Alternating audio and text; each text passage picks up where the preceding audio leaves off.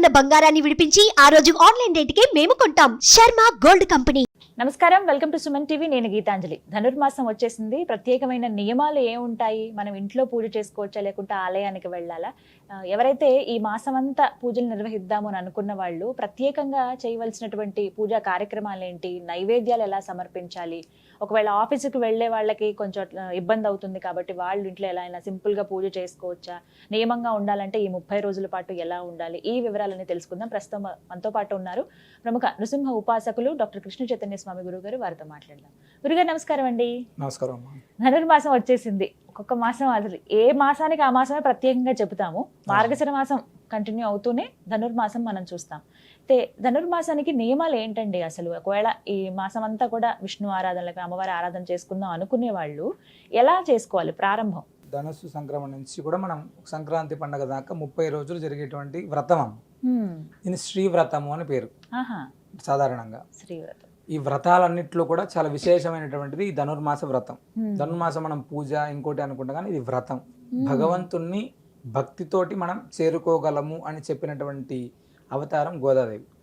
ఈ యొక్క అమ్మవారు ఈ 30 రోజుల కాలంలో అంటే ఒక్కొక్క గోపికను ఒక్కొక్క రోజు నిద్రలేపుతూ భగవంతుడిని ఆ 30 రోజుల్లోనే ఆ యొక్క గుణగణాలన్నిటితోటి ఆమె చేసేటువంటి పూజా కార్యక్రమాలన్నిటితోటి మెప్పించి భగవంతుడిలో ఐక్యమైంది అని చెప్తారు శ్రీరంగ క్షేత్రంలో. అయితే ఇది మనం ఎలా చేసుకోవాలి? సాధారణంగా చాలా మంది ఏమవుతుందంటే, మేము అది తమిళంలో ఉంటుందండి, మేము చదవలేము ఒకటి ఫస్ట్.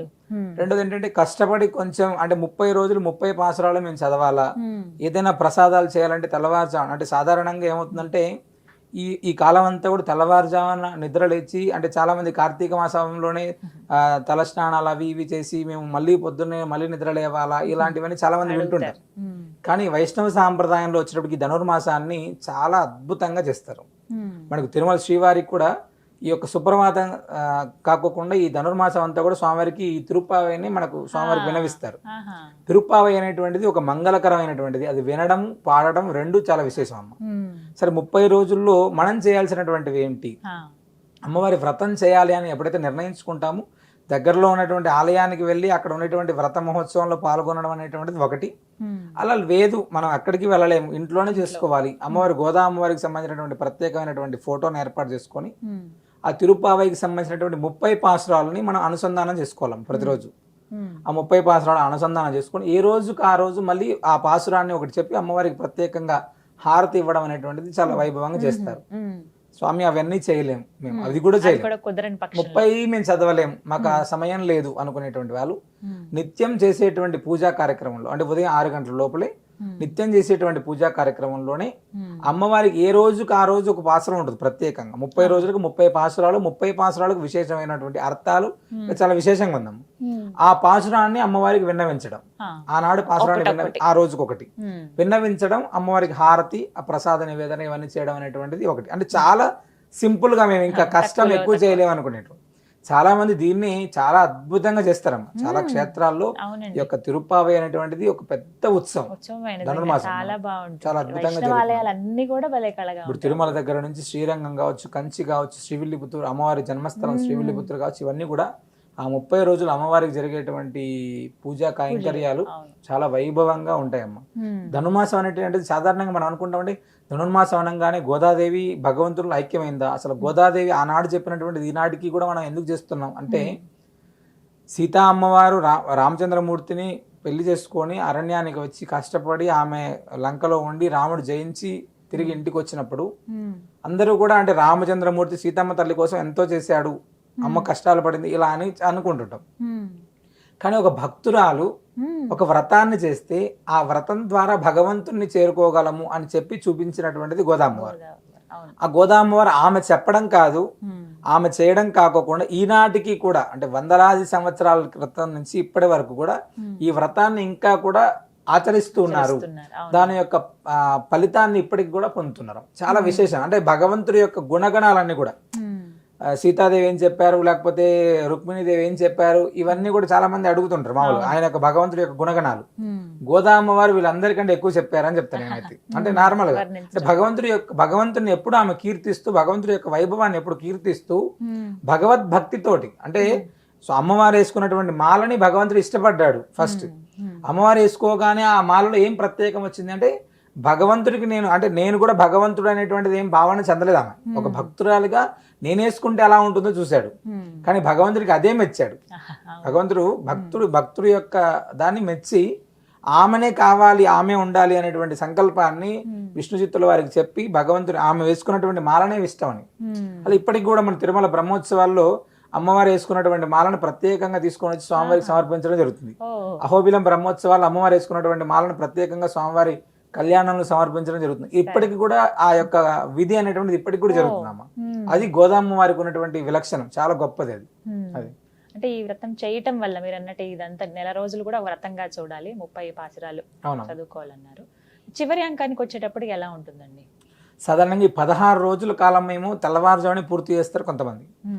తర్వాత 15 రోజులు పొద్దున్నే తొందరగా అవుతుంది. మిగతా 15 రోజులు కొంచెం సూర్యుడు ఉదయించే సమయానికి అవుతుంది. 2 రకాలు చేస్తుంటాం. అయితే ఈ సమయంలో వచ్చేటప్పటికి 15వ పాసురం తర్వాత ఉండేటువంటి పాసురాలన్నీ కూడా చాలా విశేషమైనటువంటి పాసురాలు ఉంటాయి. చాలా వరకు ధనుర్మాసంలో వచ్చేటప్పటికి ఏమవుతుందంటే కట్టె పొంగలి ప్రసాదం నివేదన చేయడం, చక్కెర పొంగలి ప్రసాదం నివేదన చేయడం, కదమ్మం ప్రసాదం నివేదన చేయడం అనేటువంటిది చాలా క్షేత్రాల్లో జరుగుతుంది. ఇంట్లో కూడా చాలా మంది స్వామివారికి వెన్న, కట్ట పొంగలి ప్రసాదాన్ని నివేదన చేసి పెట్టేటువంటి వాళ్ళు. చివరికి వచ్చేటప్పుడు దాంట్లోనే మనకు భోగి పండుగ రోజు కళ్యాణం మనం చాలా విశేషంగా చేసుకుంటారు, గోదా కళ్యాణం చేసుకుంటారు. అంటే చాలా మంది ఇంట్లో ఉండేటువంటి మూర్తులే గోదా అమ్మవారు, కృష్ణుడు ఉంటారు. అవకాశం ఉండేటువంటి వాళ్ళేమో ఋత్వికులను పిలుచుకొని చేసుకోవడానికి అవకాశం ఉంటుంది. అవన్నీ ఏమీ లేవు, మనం ఏం చేయలేని పరిస్థితి ఉన్నా అనుకున్నా మనం సాధారణంగా మనం ఎలా అయితే స్వామివారికి ఉపచారాలు చేస్తున్నామో ఆ ఉపచారాలు చేస్తున్నట్టుగానే భావిస్తూ కళ్యాణాన్ని మనమే చేసుకోవచ్చు, ఇబ్బంది ఏం లేదు. లేదా ఏదైనా ప్రాంతంలో క్షేత్రంలో జరుగుతుంటే ఆ క్షేత్రంలో మన విగ్రహాలను కూడా తీసుకెళ్లి వాళ్ళు చేసేటువంటి ప్రక్రియని మనం కూడా చూస్తూ చేసుకునేటువంటిది ఉంటుంది.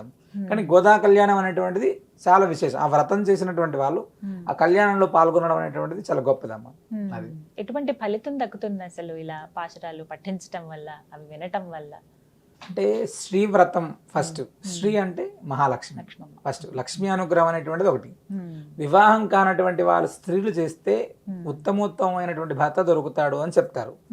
చాలా మంది ఇప్పుడు కాలంలో 30 రోజులు ఉదయం లేచి మేము చెయ్యాలా అనేటువంటి చాలా మంది, అదే మాతృమూర్తులందరికీ కూడా మేము చేసేటువంటి విజ్ఞప్తి, ఏ రోజు అంటే వివాహం కాని స్త్రీలు ఎవరైతే ఉన్నారో ఏ రోజుకి ఆ రోజు పాసురాన్ని కనీసం వినడానికైనా ప్రయత్నం చేస్తే చాలా మంచిది. ఫస్ట్ మనలో ఉన్నటువంటి నెగటివ్ అనేటువంటిది కూడా పూర్తిగా తగ్గిపోతుంది.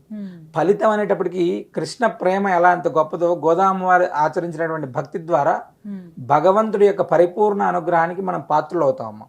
భగవద్ అనుగ్రహం అనేటువంటిది ఎలా ఉంటుంది? సాధారణంగా మనం అందరం అదేంటి స్వామి ఎవరైనా చెప్తే భగవద్ అనుగ్రహం అనేది కలుగుతుంది నేను. భగవద్ అనుగ్రహం అనేటువంటిది మనకు కలగాలి అంటే ఎన్నో అడ్డంకాలు ఉంటాయి. ఇలాంటి వ్రతాలు, ఇలాంటి యొక్క ఉపాసనలు చేయడం ద్వారా ఆయన యొక్క పాదాల దగ్గరికి వెళ్ళిపోతాము. ఎప్పుడైతే స్వామి శ్రీచరణాలని మనం పట్టుకుంటామో మనలో ఉండేటువంటి సకల దారిద్ర్యాలు తొలగిపోతాయి.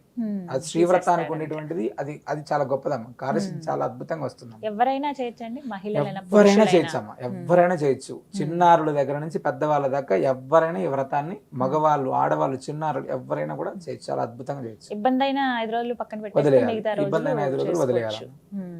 అంటే ఇంట్లో పక్కన ఉండి ఇంట్లో చేసుకునేటువంటి వాళ్ళు ఎవరైనా చేసుకోవచ్చు. అలా లేదనుకుంటే మాత్రం 5 రోజులు వదిలేసి చేసుకోవాలి.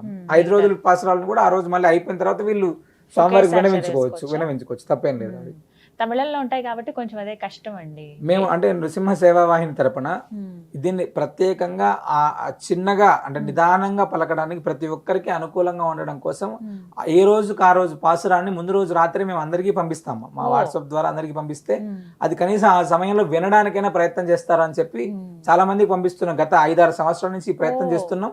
దానికి ప్రత్యేకంగా తెలుగులో అర్థాన్ని రాసి ఇస్తున్నాం. ప్రతి ఒక్కరు అది చదువుకుంటున్నారు. చాలా అద్భుతంగా ఉంటుందమ్మా. ఎవరైనా కావాలనుకున్నా కూడా మీరు ఎలాగో కింద నెంబర్ ఇస్తారు కదా, వాళ్ళకు కూడా పంపిస్తాం మేము. అవునా? ఎవరైతే పాశురాలు మేము తమిళంలో చదవలేకపోతున్నాం, ఇబ్బందిగా ఉంటుంది, కానీ ధనుర్మాసం చేసుకోవాలని గోదామ్మవారి పూజ అలాగా కృష్ణుడి పూజ చేసుకోవాలనుకుంటున్న వాళ్ళు నృసింహ సేవ వాహిని తరపున ఒక నెంబర్ నేను మీకు ప్రొవైడ్ చేస్తానండి, స్క్రీన్ మీద ఇస్తాను. ఒకసారి కాల్ చేసి మీరు డీటెయిల్స్ కనుక్కోండి. మీరు స్వయంగా ఆశ్రమం ఉంటుంది, అక్కడికి వెళ్ళినా ఓకే, లేదంటే కనుక మీకు మెసేజ్ ద్వారా పాశురాలను పంపిస్తారు. మీరు సులువుగా చదువుకునే విధంగా తెలుగులో దాని అర్థం చెప్తారు. చదవటం తమిళంలోనే చదవాలి, కాబట్టి తెలుగులో దాని అర్థం ఏమిటనేది మీరు తెలుసుకుని సులువుగా పఠించి మీరు విన్నవించుకోండి. గోదామ్మ వారికి అలాగే ఆ భగవంతుడికి అనుగ్రహం ఖచ్చితంగా లభిస్తుందని గురువుగారు చెప్తున్నారు. ధన్యవాదాలు గురువుగారు. నమస్కారం.